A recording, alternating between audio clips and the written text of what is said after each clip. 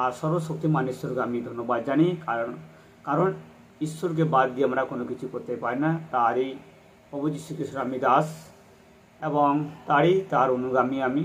তার অনুগ্রহ প্রেরণাতে আমি এই ভিডিওর মাধ্যমে আপনার কাছে এসেছি। আর আপনাদেরকে আমি সেই প্রথম সে আদি পুস্তক সৃষ্টি থেকে আপনাদের কাছে একের পর এক আপনাদেরকে সে বাইবেলে যে লেখা আছে সে কথাগুলো আপনাদের কাছে আমি প্রকাশ করতে চলেছি। আসুন আজকে আমরা সেই প্রকাশ করতে চলেছি যে অব্রাহাম আর লোটের মধ্যে জীবন হবার পর তারপরে দেখবেন সেখানে সেই সদমের পাশাপাশি তিনি থাকতেন। আর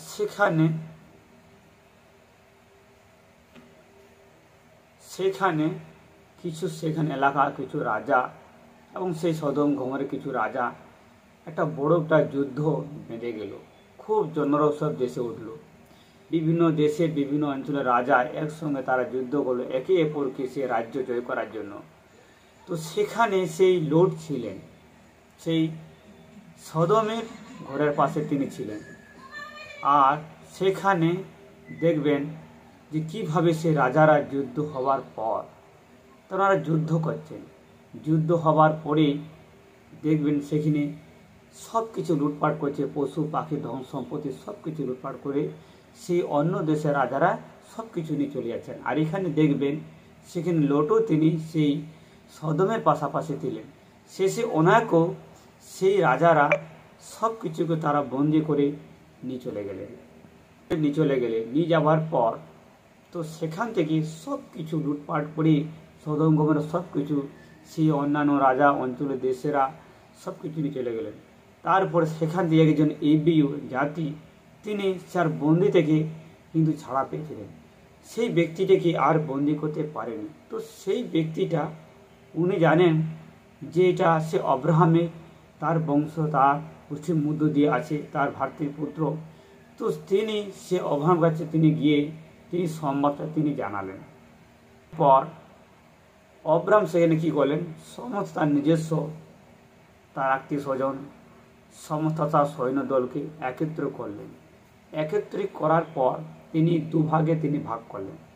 ভাগ করার পর সেখানে যারা খুব বুদ্ধিমান পড়াশোনা ছিল, খুব তারা যুদ্ধতে মাহির ছিল, তাদেরকে তিনি আলাদা করলেন। আর যারা একটু কমজোর ছিল তাদেরকে আলাদা করলেন। এইভাবে তিনি যে তার ভাতৃ তার পুত্র লোটকে তিনি উদ্ধার করতে গেলেন। সেখানে তিনি যাওয়ার পরে দেখবেন সেই জায়গাতে একটা বড় আবার যুদ্ধ হলো, কিন্তু অব্রাহাম সেখানে যুদ্ধতে কিন্তু তিনি জয় করলেন। সেখানে জয় করার পর সেখানে তিনি লোটকে তিনি ফিরিয়ে নিয়ে এলেন। নিয়ে আসার পর সেই সদমের রাজা মলকাসেদক সে রাজা যখন অব্রাহাম সেখান থেকে তিনি যুদ্ধ করে জয় করে তিনি যখন আসলেন, সেখানে দেখবেন তো সেখানকার কিছু নিয়ম ছিল। নিয়মটা কি, যে যাহা কিছু রোজগার করবে, যাহা কিছু নিয়ে আসবে যুদ্ধ জয় করে বা কোনো খেলাতে যা কোনো মধ্য দিয়ে যদি জিতে নিয়ে আসেন বা জয় করে আসেন, সর্বপ্রথম ঈশ্বরকে তার দশমাংশ দিতে হবে। তো অব্রাহাম সে মলকাসেদকের কাছে গিয়ে তিনি ঈশ্বরের তিনি যাজক ছিলেন। সেই সময় ঈশ্বরের তিনি দাস ছিলেন। তো তিনি অব্রাহামকে বললেন, স্বর্গের মাত্র ঈশ্বর তোমার সহবর্তী হন। তিনি বলেন তোমার সহবর্তী হন, তোমার সঙ্গে সঙ্গে তিনি থাকুন, তোমার মঙ্গল করুন। এইভাবেই অব্রাহামকে তিনি আশীর্বাদ করলেন। আশীর্বাদ করার পরে অব্রাহাম কি করলেন, সে রাজাকে বললেন, আমি আমার যা কিছু যুদ্ধ জয় করে এনেছি আমি তোমাকে দশমাংশ আমি দিলাম।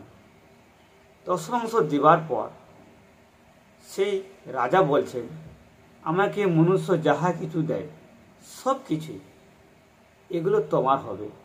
কিন্তু অব্রাহাম তিনি বললেন, তিনি স্বর্গের দিকে হাত তুলে তিনি প্রার্থনা করে বললেন, না রাজামশাই, এটা হতে পারে না। আমি আপনার কাছ থেকে একটা সুতো বা কোনো জুতো পরার কোনো কিছু অংশ ধন সম্পত্তি রূপা টাকা পয়সা আমি কোনো মতে আপনার কাছ থেকে নিতে পারি না। কারণ আমি যদি নিয়ে নিই পরে আপনি বলবেন আমি আপনাকে দিয়েছিলাম বলে আপনি এত বড় হয়ে গেলেন, কিন্তু না, তিনি বলেন তিনি স্বর্গমত্রে তিনি সৃষ্টিকর্তা, তিনি তার কাছে তিনি সেই পদে আমি নেব না। কারণ ঈশ্বরের দাস আব্রাহাম তিনি তার প্রতীক অনুসারে তিনি সেই দেশে তিনি যাত্রা করছিলেন, কিন্তু সেখানে বহু সম্পত্তি আব্রাহামের ছিল আর তিনি রাজা গেলেন, কিন্তু অস্বীকার করলেন। কারণ দেখবেন অনেক সময় আপনাদেরকে অনেক কিছু মানুষ দেওয়ার চেষ্টা করে। আপনাকে জানতে হবে যে যদি আমার তো সব কিছু আছে, তো আমাকে না দিলেও আমার সম্পত্তি বাড়বে।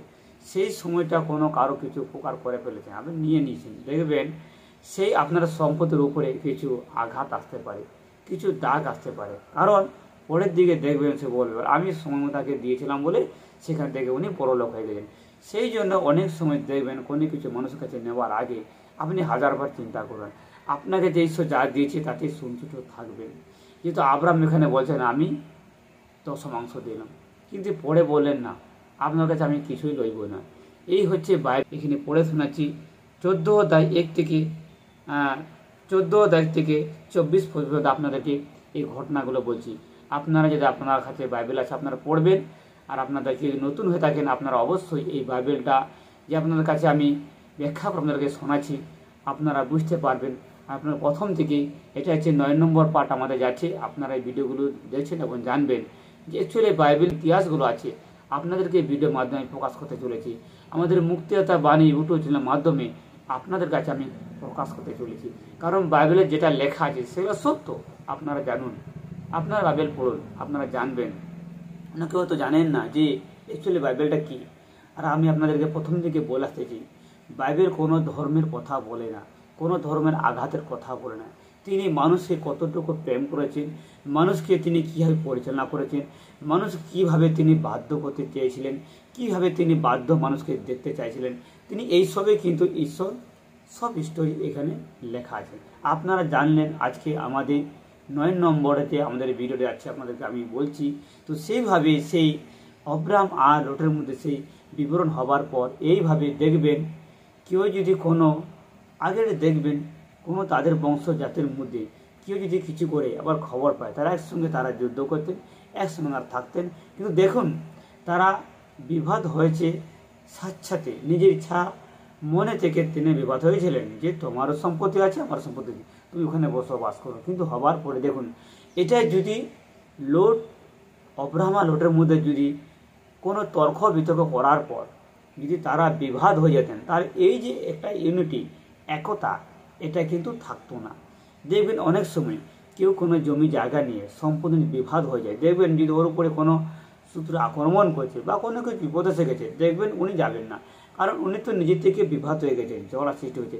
সেভাবে অনেকেই দেখবেন একটা বংশের পর বংশ ভাইয়ের পর ভাই দেখবেন এক ভাইয়ের উপরে কোনো যদি কোনো কিছু ঝামেলা সমস্যা এসে গেছে কিন্তু দাদা দেখছেন, কারণ তার আগে থেকে সেভাবে বিবাদ হয়ে গেছেন, কারণ কথা কাটাকাটি হয়েছে। কিন্তু এখানে লোট আব্রাহামের ভাতৃ আর পুত্র, কিন্তু এইভাবে ওনারা কিন্তু কোনোরকমভাবেই দণ্ডাঢ্যভাবে কোনো তর্কভাবে কিন্তু পৃথক হয়নি। উনি সাচ্চাতে বলছেন পরের দিকে সম্পদ বাড়ছে, তুমি এইদিকে যাও আমি এদিকে যাই। দেখুন তাদের একটা ভালোবাসা প্রেম। যখন সেই সময় যখন যুদ্ধ আরম্ভ হচ্ছে দেশে খুব জনরব যুদ্ধ আরম্ভ হলো, কিন্তু সেখানে সেই সদম গমোরা রাজাদের সঙ্গে সেই লটকো নিয়ে চলে গেলেন। নিয়ে যাবার পরে আপনাকে বললাম সেই প্রিয় একজন তিনি কিন্তু সে রাজাদের কাছে বন্দি পড়েনি, তিনি কিভাবে বাঁচিয়ে তিনি এসে তিনি আব্রাহামকে তিনি সে খবরটা দিলেন। আর আব্রাহাম তার জাতির কুটুম্বকে উদ্ধার করতে এলেন। তার দেখুন সেখানে ঈশ্বর তার সভাপতি ছিলেন আব্রাহাম, আর সেখানে তিনি জয় করলেন, তিনি জিতে গেলেন। আসার পরে এইসব ঘটনাগুলো হচ্ছে। দেখুন সেই সময়টা সদম গমোরা তখন নষ্ট হয়নি।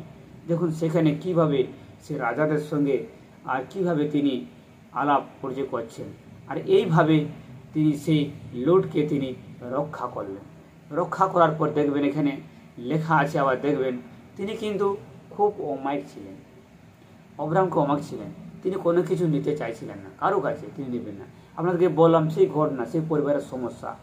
আপনি দেখবেন নিজে থেকে ভাই বা গোষ্ঠী কোনো নিজের থেকে আলাদা হয়ে যান, নিজের থেকে দেখবেন তার একটা ভালোবাসার টাঙানো থাকে, আর ঝগড়াঝাটি করে বিভাদ সৃষ্টি করে যে আলাদা হয়ে যাবেন দেখবেন তার পরিবারের সমস্যা আছে, খাবার নেই, অনেক কিছু সমস্যার মধ্যে পড়েছে। দেখবেন হয়তো দাদাকে ভাই দেখছে না আর দাদা ভাইকে দেখছে না, কিন্তু এইভাবে এটা থেকে যায়, এটা দ্বন্দ্ব থেকে যায়। কারণ দ্বন্দ্ব পাকিয়ে তারা আলাদা হয়ে গেছে, বিভাদ হয়ে গেছে। কিন্তু এখানে লোভ এবং ওরার মধ্যে এরকম হয়নি, তাই তাদের মধ্যে একটা মিল, একটা ভালোবাসা, প্রেম, একে অপরকে তিনি সাহায্য করে দৌড়ে এসেছিলেন। আর সেখানে অব্রাহাম যুদ্ধ করে কিন্তু সেই লোটকে তিনি এবং সমস্ত সেখানে পশুপাল এবং সমস্ত নর নারী সবকে তিনি রক্ষা করলেন। আর এখানে দেখবেন লেখা আছে শেষের দিকে, দেখবেন এখানে সে আব্রাহাম এখানে কি বলছেন শুনুন। বলছে, লেখা আছে, তখন আব্রাহাম সদমের রাজাকে উত্তর করিলেন, আমি স্বর্গমতের অধিকারী পরাৎপর ঈশ্বরের সদাপুর উদ্দেশ্যে হস্ত উঠাইয়া কহিতেছি, আমি আপনার কিছুই দইব না। এক গাছি সুতা কি পাদুকা বন্ধনীয় লইব না। পাছে আপনি বলেন, আমি আব্রাহামের ধনবান করিয়াছি, কেবল আমার। এখানে দেখুন এবারে যুবকের জন্য যে সদমের রাজা খরচা করেছিলেন, কিন্তু আব্রাহাম সেটাই চাইছেন যে দেখুন যে আমার যুবকরা গিয়েছিল, তাদের পিছনে আপনি যা খরচা করেছেন আমি সেটা ফেরত দিচ্ছি, কিন্তু আমি আপনার কাছে কোনো কিছু নিতে পারবো না। আচ্ছা, আপনি পরে বলেন যে আমাকে রাজা করেছেন, সম্পত্তি দিয়েছেন, কারণ আব্রাহাম জানতেন যে তিনি জীবন্ত ঈশ্বরের তিনি সেবা করেন, তার কোনো প্রয়োজন হবে না। আপনারা তখন বুঝতে পারলেন এই ভিডিওর মাধ্যমে যে আপনাদেরকে শোনালাম 9 নম্বর, যে কিভাবে পার্ট টু পার্ট যে বাইবেলে যে কাহিনীগুলো লেখা আছে, আপনারা এই বাইবেলের মাধ্যমে আপনারা বুঝতে পারবেন যে কিভাবে তাদের মানুষদেরকে তিনি পরিচালনা করেছিলেন, কিভাবে আব্রাহামকে তিনি প্রতিজ্ঞা করেছিলেন, তিনি সব কিছু কিন্তু আপনারা বুঝতে পারবেন। এই ভিডিওর মাধ্যমে আপনারা বুঝতে পারবেন। আসুন, এই ভিডিওর মাধ্যমে আপনাদেরকে আমি ইউটিউব চ্যানেলে আপনাদেরকে ধন্যবাদ জানাই, আর আমাদের প্রভু যীশু খ্রিস্টকে ধন্যবাদ জানাই।